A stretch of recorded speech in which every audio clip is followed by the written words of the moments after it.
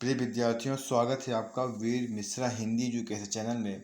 विद्यार्थियों, इस बार जो हम ये मॉडल पेपर डाले हैं यह बिल्कुल जो है क्या है, आने वाले परीक्षा में यह बहुत ही महत्वपूर्ण और उपयोगी भी है। ठीक है ना। इसलिए जो है हम इस मॉडल पेपर को आप सबके बीच में डाले हैं और कक्षा 12 और कक्षा 10 में जो भी इसमें से ग्रामर हिंदी का आता है वो दोनों के लिए क्या है, बिल्कुल ही महत्वपूर्ण है। ठीक है ना। और हम बिना देर किए हुए अब जो है क्या है, शुरुआत करते हैं। और आप सभी लोग जो है हमारी बातों को ध्यान से सुनते हुए चलिए। और आप जो है इसमें जो भी बहुविकल्पी प्रश्न है आप उससे अपने मन में भी उसे आप पढ़ते हुए चलिए। ठीक है ना। चलिए शुरुआत करते हैं। इसमें पहला प्रश्न हमसे आपसे पूछ रहा है कि हरिशंकर परसाई की रचना क्या है। हरिशंकर परसाई की रचना क्या है। अब देखिए, इन तीनों में से, इन चारों में से हरिशंकर परसाई की रचना कौन सी है। तीसरा नंबर, तब की बात और थी। तब की बात और थी, इसमें का सी सही हो जाएगा। हरिशंकर परसाई का एक निबंध था। तब की बात और थी या हरिशंकर परसाई की क्या है, एक निबंध है। ठीक है, तो का तीसरा सही हो जाएगा। अब खा नंबर पूछा है कि वारिस कहानी का संग्रह, वारिस कहानी जो लिखा है वारिस, ये किसकी कहानी संग्रह है, इसको कौन लिखा है। इसको लिखे हैं कौन, मोहन राकेश लिखे हैं। ठीक है ना। तो वारिस कहानी संग्रह किसकी है, वह किसकी है, मोहन राकेश की है। फिर ग नंबर क्वेश्चन से पूछ रहा है कि आलोचनात्मक कृति अर्थात कालिदास की लालित योजना, कालिदास की लालित योजना इसे किसने लिखा है। ठीक है ना। इसे भी क्या है, मोहन राकेश जी ने लिखे हैं। ठीक है। अब आपसे अगला क्वेश्चन पूछ रहा है कि घ नंबर क्वेश्चन है संस्मरण, इन चारों में से संस्मरण कौन सी विधा है। ठीक है ना। इस चारों में से कौन सी पुस्तक ऐसी है जो संस्मरण है। ठीक है। चार ऑप्शन इसमें आपको दिए हुए हैं। तो चार ऑप्शन में जो पहला ही है, दीप जले शंख बजे, यही हमारा क्या हो जाएगा, संस्मरण विधा है। इसको कौन लिखा है, कन्हैया लाल मिश्र प्रभाकर जी लिखे हुए हैं। इसीलिए घ का पहला नंबर सही हो जाएगा। ठीक है। अब उसके बाद जो है अंगा आपसे प्रश्न पूछा है कि वासुदेव शरण अग्रवाल की रचना कौन सी है। तो वासुदेव शरण अग्रवाल की एक रचना है और वो रचना कौन सी है, वागधारा है। ठीक है, वागधारा है। अब अगला हमारा है, ये पहला हमारा समाप्त हो गया। जो पहले में जो 5 बहुविकल्पी जो पूछते हैं ये हमारा क्या हो गया, समाप्त हो गया। जो पूछते हैं क्या बोलते हैं, गद्य से। ठीक है। अब दूसरा प्रश्न पूछा है कि कामायनी में कितने सर्ग हैं। तो कामायनी में सर्गों की संख्या कितनी है, 15 है। ठीक है। चलिए, अब उसके बाद पूछ रहा है प्रश्न वैदेही वनवास की रचना अर्थात वैदेही वनवास कौन लिखा है, इसके रचयिता कौन है। तो 4 नंबर हो जाएगा, अयोध्या सिंह उपाध्याय हरिओद हो जाएगा। फिर उसके बाद जो पूछा है कि तीसरा सप्तक प्रकाशन वर्ष कौन सा है। तीसरा सप्तक प्रकाशन वर्ष कौन सा है, वह हो जाएगा हमारा 1959 ईस्वी। किसके समय काल में हुआ था, कौन संपादक थे, अज्ञेय जी थे। ठीक है ना। तो गा का दूसरा सही हो जाएगा 1959 में। अब घ नंबर प्रश्न पूछा है सुमित्रानंद पंत को साहित्य अकादमी जो पुरस्कार मिला था वह इनके किस रचना पर मिला था। वो था थर्ड नंबर, कला और बूढ़ा चाँद।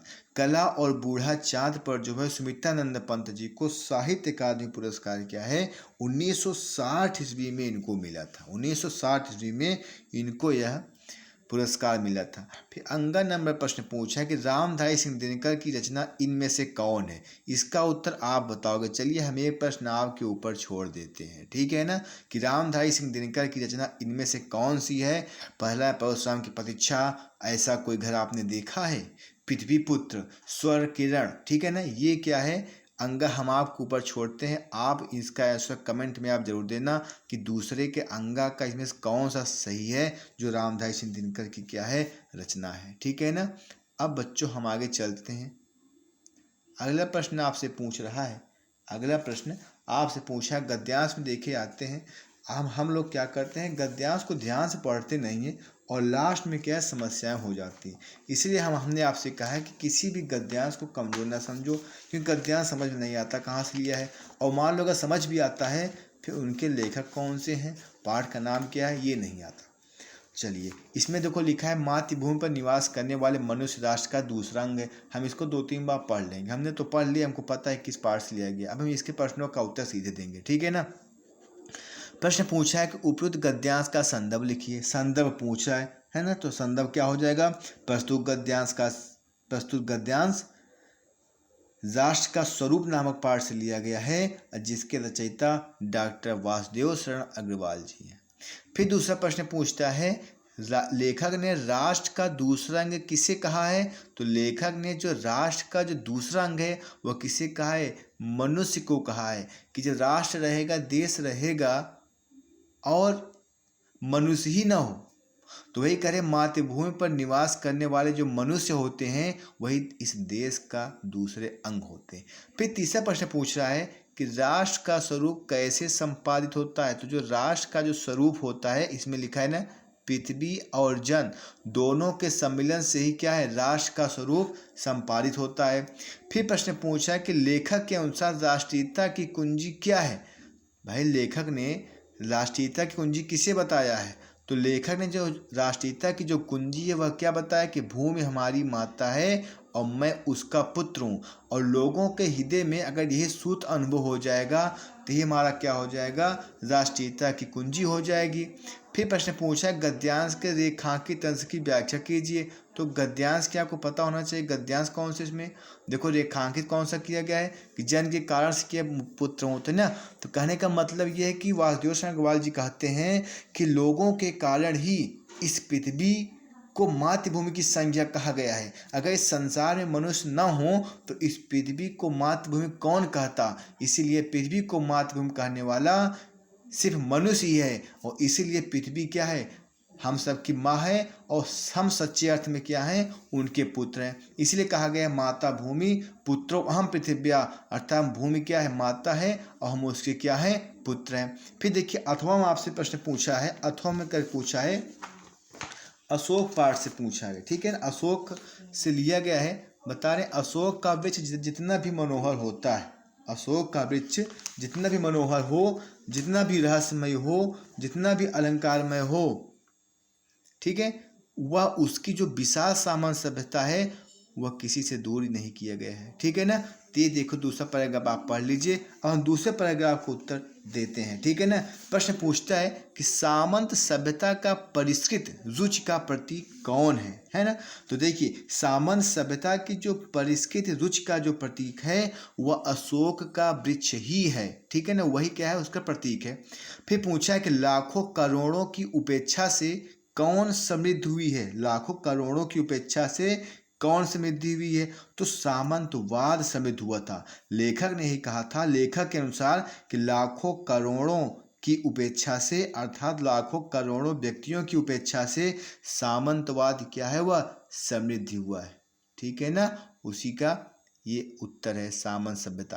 फिर पूछे आज उस सामंती सभ्यता की क्या स्थिति है, तो आज जो है उस सभ्यता की स्थिति यह है कि उनका समाज बिल्कुल बेकार हो गया है, उनका समाज बिल्कुल ढह गया है, वे उखड़ गए हैं, उनकी जो विलासतापूर्ण जो जीवन थी वो धूल में मिट गई है, ठीक है। इसमें पूरा दिया गया, वे सामंत उखड़ गए, समाज ढह गए, ये क्या उनकी धूमधाम क्या, वो सभी धूल में मिट गए, ठीक है ना।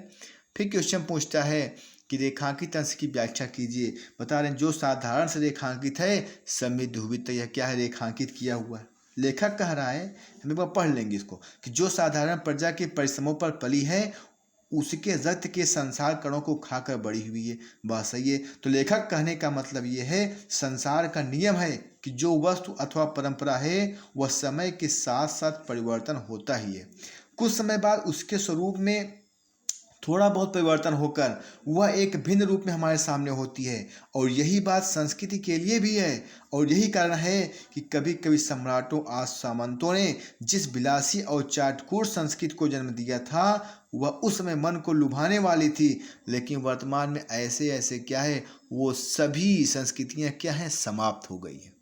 पाठ का शीर्षक और लेखक का नाम लिखना है।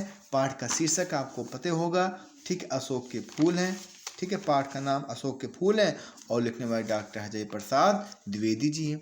फिर आपसे अगला क्वेश्चन पूछ रहा है, प्रश्न नंबर 4 आपसे पूछ रहा है कि पद्यांश दिया गया है, ठीक है ना, इसमें से आपके प्रश्न पूछे गए हैं, ठीक है। और बताया जा रहा है किसमें से प्रश्न दिया गया है और हमको आपको उसका उत्तर भी देना है, ठीक है ना। चलिए, लिखा है लज्जाशील पथिक महिला जो कहीं दृष्टि आए, ये इसको करना है, ठीक है ना। हम इसके सीधे प्रश्नों पर चलते हैं। करा कि दिए गए पद्यांश के कवि एवं कविता का नाम लिखिए, है ना। तो दिए गए पद्यांश के जो कवि और जो कविता है, आपको पता है अयोध्या सिंह उपाध्याय हरिऔध कवि का नाम है और पवन दूतिका किसका नाम है, शीर्षक का नाम है। फिर दूसरा प्रश्न पूछा है कि राधा पवन दूतिका से राह में पथिकों के साथ कैसा व्यवहार करने को कहती हैं, है ना। तो कैसा व्यवहार करने कहती है, राधिका जी कहती हैं कि यदि मार्ग में कोई लज्जाशील स्त्री दिखाई दे तो उसके वस्त्रों को तुम मत उड़ाना, अगर वह तुमको थकी हुई मालूम हो रही है तो तुम उसके थकावट को दूर करना। फिर प्रश्न पूछा है कि इस पद्यांश में कवि ने किसका चित्रण किया है, इस पद्यांश में कवि ने किसका चित्रण किया है। तो बता रहे हैं प्रस्तुत पद्यांश में कवि ने एक ओर राधा की विरह व्यथा का चित्रण किया है और दूसरी ओर समाज की पीड़ा से भी व्याकुल लोगों को उस राधिका जी को दिखाया भी है। फिर चौथा प्रश्न पूछा है कि इस पद्यांश में अलंकार कौन सा है, एक प्रश्न आपको देगा ही, इसमें से कौन सा अलंकार है। तो पता है कि प्रस्तुत पद्यांश में मानवीकरण और उपमा अलंकार है, ठीक है ना, कि उसमें उपमा दे रहे हैं। फिर लास्ट में पूछा कि रेखांकित अंश का क्या करना है, हमको व्याख्या करना। रेखांकित आपको पता है होने देना से शुरू हुआ है और बनाए मिटाना तक है, ठीक है। तो इसका व्याख्या क्या हो जाएगा, रेखा अंश की व्याख्या क्या हो जाएगी कि राधा पवन को समझाती हैं कि तुझे मार्ग में ब्रजभूमि की अत्यंत लज्जाशील महिलाएं दिखेंगी, अगर तुम्हें उनका मान सम्मान करते हुए आगे बढ़ना है, तुम कहीं अपनी चंचलता का प्रदर्शन करते हुए उनके वस्त्रों को उड़ाकर उनके कोमल अंगों को अनावृत नहीं करना है। ऐसी चंचलता किसी भी दृष्टि से यह उचित नहीं है। उनके ओंठ और कमल जैसे मुख पर आप उनको मलिनता को मिटाते हुए आप उनको प्रसन्न कर दीजिएगा, ठीक है। ये क्या थे इनके प्रश्न, उसको उत्तर मैंने आपको दिया, ठीक है ना। चलिए हम अथवा की ओर चलते हैं भाई। अथवा ये बहुत ही इम्पॉर्टेंट है, ये जान लीजिए। ये वाला जो पैराग्राफ है, मैं नींद भरी दुख की बदली, बहुत ही इम्पॉर्टेंट है, बहुत बार एग्जाम आया हुआ है। लिखा है मैं नींद भरी दुख की बदली स्पंदन में चिन्ह स्पंद बसा। इसमें प्रश्न उत्तर दे रहे हैं, कह रहे हैं ऊपर पद्यांश का शीर्षक लिखिए। तो ऊपर पद्यांश का शीर्षक पूछा है तो कौन है भैया, गीत है, ठीक है ना। गीत है, शीर्षक गीते हैं। अगर पूछ रहे किसने लिखा है, इसमें पूछा भी है। ऊपरी पद्यांश का शीर्षक लिखे क्या है, गीत है, ठीक है ना। फिर उसके बाद जो है कह रहा है अब गीत है, ठीक है। अब फिर अगला क्वेश्चन पूछा है आपसे कि यह पद्यांश किस काव्य से लिया गया है, यानी कि यह जो लिया गया है यह किस काव्य से लिया गया है। यह जो है सांध्य गीत से लिया गया है। आप किताब में देखोगे नीचे दिया गया है, तो सांध्य गीत काव्य संग्रह से क्या है, लिया गया है। फिर पूछा इस पद्यांश की रचनाकार कौन है, तो महादेवी वर्मा जी हैं, ठीक है। फिर पूछा है नयनों में दीपक से जलते, लिखा है नयनों में दीपक से जलते, इस पंक्ति में कौन सा अलंकार है, इस पंक्ति में कौन सा अलंकार है। तो नयन में क्या है, दीपक के समान, तो इसमें उपमा दे रहा है, इसलिए हमारा क्या हो जाएगा, इसमें हमारा हो जाएगा उपमा अलंकार हो जाएगा। फिर कह रहा है रेखांकित की व्याख्या कीजिए। हम यह पैराग्राफ महत्वपूर्ण है, इसलिए हम रेखांकित नहीं, हम जो है क्या है, हम इसमें से सभी का अर्थ इसको बता दे रहे हैं, ठीक है। कवियत्री क्या कहती है, कवियत्री कहती है कि मैं नींद भरी दुख की बदली, कवियत्री कहती है कि कंपन में ही, पहली बात आप यहाँ समझिए, कवियत्री कहती है मैं नींद भरी दुख की बदली, ठीक है, मैं नींद भरी दुख की बदली हूँ, अर्थात मेरा जो जीवन है वह दुख की बदलियों से भरा हुआ है। जिस प्रकार से बदली में पानी भरी रहती है उसी प्रकार से हमारे आंखों में विरह के आंसू भरे हैं। अगली लाइन पूछ रहा है स्पंदन में चिर स्पंद बसा, और आगे कहती है कि कंपन में ही चिर शांति निवास करती है, अर्थात कंपन में ही क्या है, निस्पंद बसा मतलब निवास करना, कंपन में ही सदैव शांति मिलती है, शांति निवास करती है।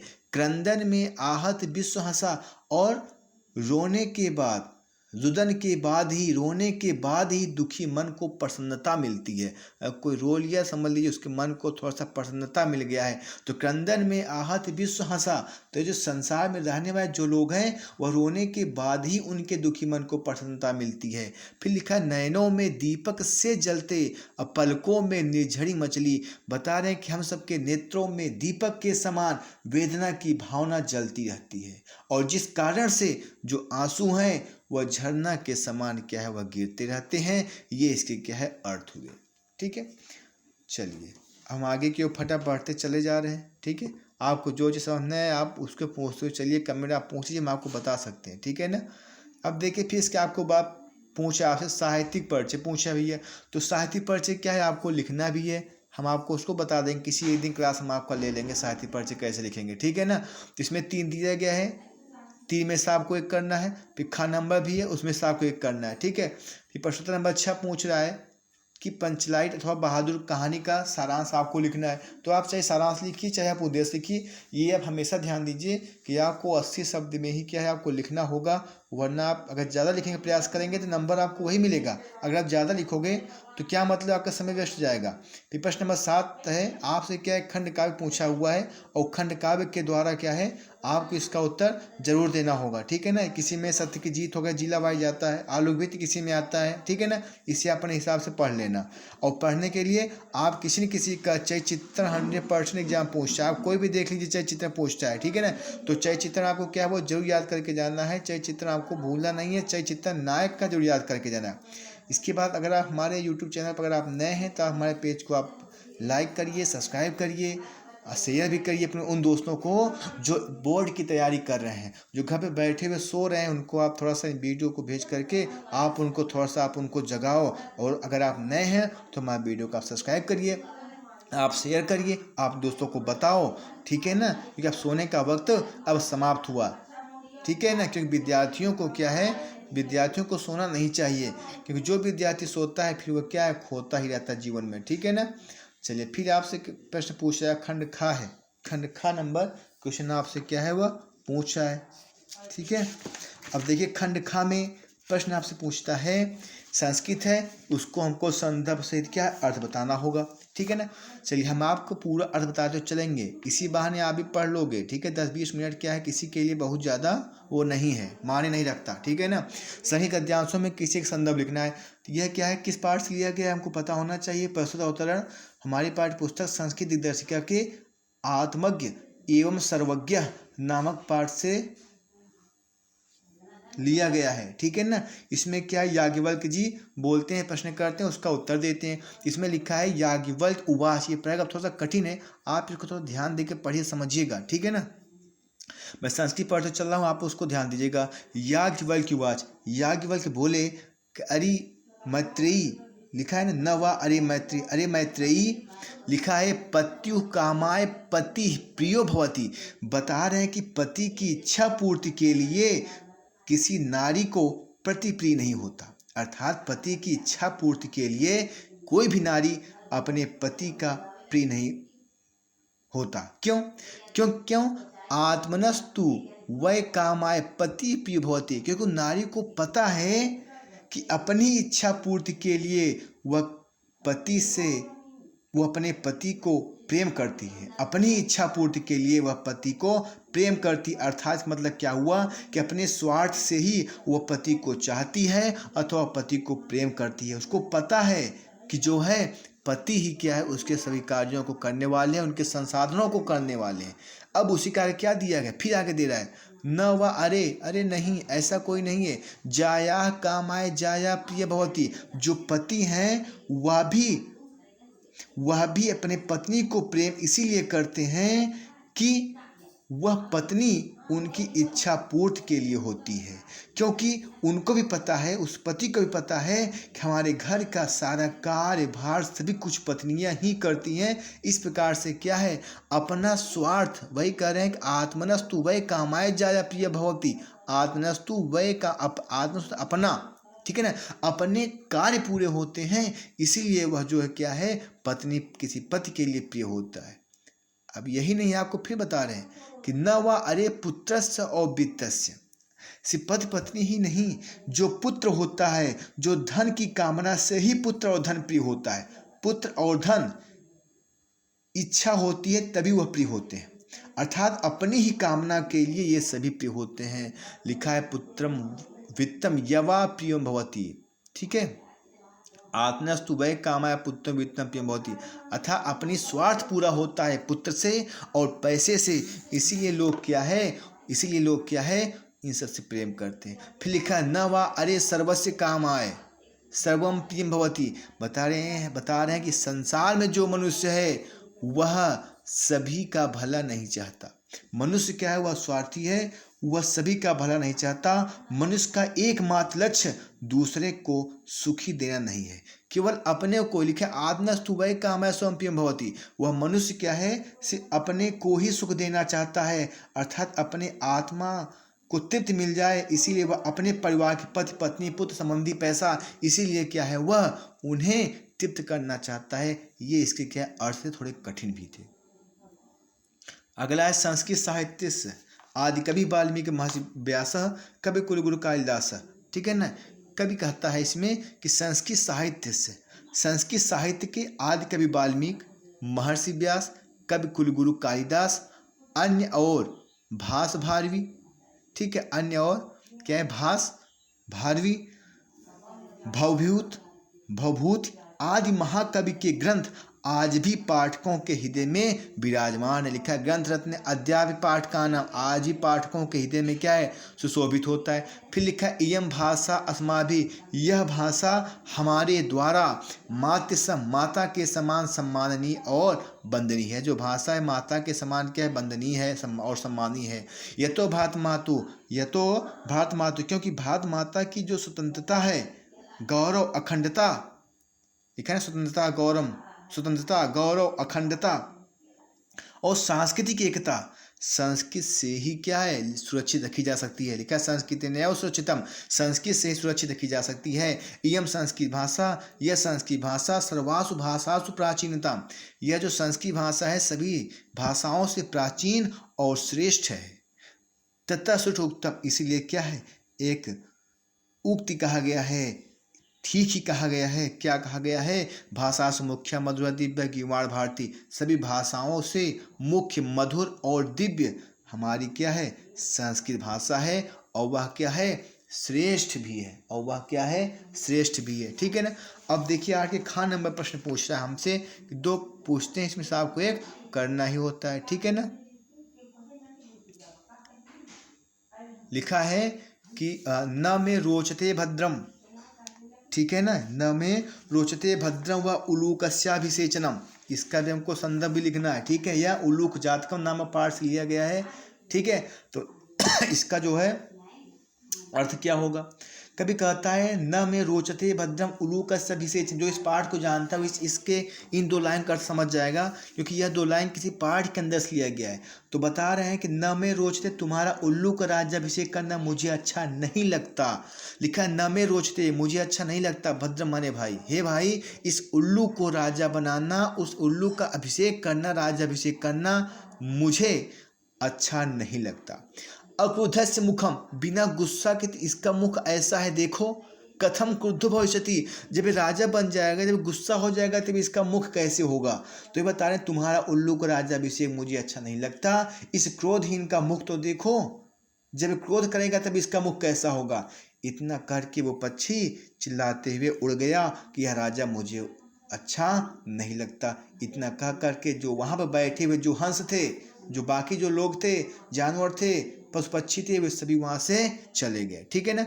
अब देखिए अथमा से पूछ रहा है क्या, सुखार्थिन कुतो विद्या, सुभाषित रत्नान से लिया गया, सुभाषित पूरा नाम लिखना आपको, सुभाषित रत्नान से लिया गया है, ठीक है ना। क्या कहा है, सुखार्थिनो कुतो विद्या, अर्थात सुख चाहने वाले को विद्या कहाँ, कुतो विद्या कहाँ, तो सुख चाहने वालों को विद्या कहाँ, विद्यार्थी ना कुतो सुखम, और जो विद्यार्थी भैया उनको सुख कहाँ, जो विद्यार्थी है, जो विद्या चाहता है, उसको सुख नहीं मिलता।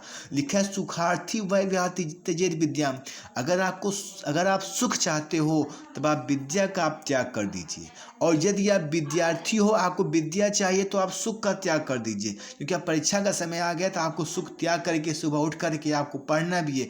और आप हमारे वीडियो अगर आप अभी नहीं देखोगे, एग्जाम के 1-2 दिन पहले आप इसको जरूर देखोगे, ठीक है ना। तो कहने मतलब आप इस वीडियो पूरा देखिए, आप पढ़िए, अभी आपके पास समय है, 10-15 दिन का आप समय है, आप इसमें अच्छी पढ़ाई करके आप अच्छे से अच्छा नंबर आप इसका ला सकते हो, ठीक है ना। फिर देखिए प्रश्न नंबर 9 आपसे पूछ रहा है, ठीक है ना। मुहावरा आपसे पूछ रहा है, अब थोड़ा फास्ट चलेंगे। मुहावरा पूछ रहा है, किसी एक का अर्थ लिखना है, 4 दिए गए, ठीक है ना। जैसे पहला है दाल में काला होना, इसका मतलब क्या होता है, किसी बात पर संदेह होना। तलवार की धार पर चलना अर्थात मुश्किल काम करना। टका सा जवाब देना अर्थात साफ इनका मना कर दे। लोग कहते हैं फटा भी मैं जवाब दे दिया, मना कर तुरंत, तो टका से जवाब देना मतलब साफ इनकार करना। फिर लिखा चांदी काटना अर्थात बहुत ज़्यादा धन कमाना। कहते हैं भैया आज के बढ़ाओ चांदी काटना, तो ये कह रहे हैं बहुत ज़्यादा धन कमाना या अत्यधिक लाभ प्राप्त करना, ये चांदी काटना आपका हो जाएगा, ठीक है ना, ठीक है। अब देखिए फिर प्रश्न नंबर आपसे 10 प्रश्न पूछ रहा है। प्रश्न नंबर 10 आपसे प्रश्न पूछ रहा है। एक आपको अपठित आपको गद्यांश देगा। अपठित गद्यांश में क्या है, आपको क्या है उत्तर आपको क्या है देना पड़ेगा, ठीक है ना, उत्तर आपको देना पड़ेगा। अपठित गद्यांश में है, ठीक है ना। अब देखिए इसमें हम सीधा आपको उत्तर देते हुए चलते हैं। लिखा है प्रकृति से व्यक्ति को क्या शिक्षा मिलती है। प्रकृति से व्यक्ति को क्या शिक्षा मिलती है, आप इस पैराग्राफ पढ़ लेना, ठीक है ना। तो प्रकृति से व्यक्ति को क्या शिक्षा मिलती है कि प्रकृति से व्यक्ति को परोपकारी बनने और भेदभाव न करने की शिक्षा मिलती है। फिर दूसरा प्रश्न पूछा है कि वृक्ष, सूर्य, चंद्रमा, नदी के कार्यकलापों का क्या लक्ष्य होता है। उनका लक्ष्य ये होता है कि परोपकार करना, दूसरे का परोपकार करना ही क्या है, इन सब का परम लक्ष्य होता है। फिर तीसरा प्रश्न पूछा है कि मानव के किस विचार को भारी भूल माना गया है। मानव के इसी विचार को भारी भूल माना गया है कि वह जो कुछ कर रहा है वह अच्छा ही कर रहा है, कि मानव का यही विचार क्या है, सबसे ज़्यादा भूल है। मानव यही सोचता है कि मैं जो कुछ भी कर रहा हूँ वह क्या है, बहुत ही अच्छा कर रहा हूँ, ठीक है ना। अगला पद्यांश में दिया गया है, आप इसको भी कायदे से पढ़ लेना, ठीक है ना। अगला पद्यांश दिया गया है कि महात्मा गांधी वाला, महात्मा गांधी जी ने जो जो कार्य किए थे, ठीक है ना। चलिए अब इसमें क्या है, प्रश्न में आपसे उत्तर हम आपको दे रहे हैं, ठीक है ना। पूछा गद्यांश के अनुसार भारत में जो भी प्राप्त होता है वह किसकी देन है, वो किसकी देन है, तो वह किसानों की देन है। गद्यांश के अनुसार कि भारत में जो भी प्राप्त होता है वह किसानों की देन है। फिर अगला प्रश्न पूछा है महात्मा जी ने शहर में रहने वालों को उनके तरह किसान के संबंधों के बारे में क्या बताया था। तो क्या बताए थे, वो यही बताए थे कि शहर वासियों को किसानों के साथ अच्छा व्यवहार करना चाहिए। शहर वालों में रहने वाले यही बताए थे किसानों के संबंध में, किसानों के साथ शहरवासियों को अच्छा व्यवहार करना चाहिए। फिर पूछा किसानों की दशा को सुधारने के लिए गद्यांश में क्या सुझाव दिए गए। तो भैया सुझाव ये दिया गया है कि किसानों को कृषि कार्य के लिए उनको जमीनें उपलब्ध कराई जाए, यही क्या है इनको दिया गया है, ठीक है ना। फिर अगला प्रश्न आपसे पूछ रहा है कि निम्नलिखित शब्द युग्मों का सही अर्थ हमको क्या है वो चयन करना है, ठीक है ना। सकल और सकल दिया है, ठीक है ना। सकल, सकल मतलब क्या होता है, संपूर्ण और खंड। आप इसको इस प्रकार शब्द युग में याद करना कि अगर शब्द को आगे पीछे करें तो भी आप उसके अर्थ को समझ लेना, ठीक है ना। तो संपूर्ण और खंड क्या हो जाएंगे, इसके अर्थ हो जाएंगे शब्द युग के, ठीक है। फिर 11 का सेकंड में पूछा अंश और अंशु। अंश और अंशु मतलब क्या होता है, भाग और किरण। अंश माने क्या होता है, भाग, और अंश माने क्या होता है, किरण होता है, ठीक है ना। फिर आपसे प्रश्न पूछ रहा है, अगला प्रश्न पूछ रहा है, ठीक है, कि निम्नलिखित शब्दों में से किसी एक दो अर्थ लिखने हैं। जैसे अमृत, अमृत का दो अर्थ क्या होता है, अमृत का दो अर्थ क्या होता है बताओ भाई, आपको पता होगा ना, बताओ। अमृत दो अर्थ क्या होता है, जल और दूध होता है, ठीक है ना। वर का क्या होता है, श्रेष्ठ और दूल्हा होता है। पयोधर का क्या होता है, पयोधर का क्या होता है आपको पता होना चाहिए, बादल होता है, नियत होता है। नाक का क्या होता है, नासिका होता है, स्वर्ग होता है, ठीक है ना। उसके बाद प्रश्न पूछा है ग नंबर निम्नलिखित वाक्यांशों के लिए शब्द का चयन करना है, ठीक है ना। जिसका नाश कभी न उसे क्या कहा जाता है, अविनाशी कहा जाता है ना। फिर जिसने राष्ट्र में अपना संपूर्ण जीवन बलिदान कर दिया वह क्या होता है, उसे शहीद कहा जाता है, उसे क्या है, शहीद कहा जाता है। फिर घ नंबर प्रश्न पूछा है वाक्य को शुद्ध करना है। क्या कहता है कि मैं आपके उज्जवल भविष्य की कामना करता हूँ, ये नहीं, इसमें देखिए उज्जवल शब्द लाकर क्या गलत लिखा हुआ है, ठीक है ना। तो मैं आपके उज्जवल सही लिख दो, बस सही हो जाएगा। फिर लिखा है मीराबाई कृष्ण भक्त की कवि है, नहीं, कवि है नहीं, कवयित्री है, ठीक है ना। फिर लिखा है प्रतिमा को क्षमा मांगना चाहिए, नहीं, प्रतिमा को क्षमा मांगनी चाहिए होना चाहिए, ठीक है ना। फिर लिखा है हमें सदैव हमेशा परिश्रम करना चाहिए, ऐसा नहीं, हमें हमेशा परिश्रम करना चाहिए, सदैव काटना होगा। यदि आप हमेशा काट रहे हैं तो सदैव के लिए यहाँ करनी लिखना होगा, हमें सदैव परिश्रम करनी चाहिए, ठीक है। सदैव हमेशा में से आपको किसी में से हटाना पड़ेगा, ठीक है ना। फिर अगला क्वेश्चन पूछा है वीर रस और हास्य से आपको पता होगा कि जहाँ वीर भाव भाव संचारी भाव के संयोग से क्या है, वीर का क्या होता है, उत्साह होता है, हास का क्या होता है, हास होता है, ठीक है ना। आप उसको याद कर लीजिएगा। उसी प्रकार से आप इसका उदाहरण भी हमने वीडियो डाला हुआ है, आप उसको देख लीजिएगा। शेष अलंकार, उत्प्रेक्षा अलंकार, ये सभी हमने लक्षण उदाहरण अपने वीडियो में डाले हुए हैं। आप अलंकार उदाहरण रस आप इसको देख लीजिएगा, उदाहरण बेहतरीन ढंग से इसमें है, ठीक है ना।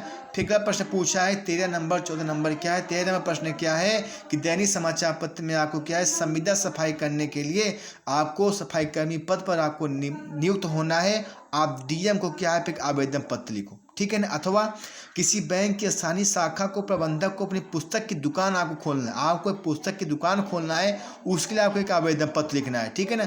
हमें एक पत्र के लिए निबंध के में बेहतरीन वीडियो बनाएंगे, आप उस वीडियो का आप जरूर देखना। तो प्रिय विद्यार्थी, अगर हमारे चैनल पर अगर आप नए हैं, आप हमारे चैनल को शेयर जरूर करिएगा, सब्सक्राइब करिएगा, बेल आइकन आप प्रेस कर लीजिएगा, ताकि हमारे वीडियो आपके तक बार पहुँचिए। हमें सोचें एग्जाम से पहले हम आपको 10 सेट आपको ऐसा जरूर करा देंगे जो आपके एग्जाम के लिए क्या है, बेहतरीन परफॉर्मेंस आप दे सकें, आपको परेशान न होना पड़े कि हमने जो पढ़ा है और वह क्या है, बिल्कुल आया हुआ नहीं है, ठीक है ना।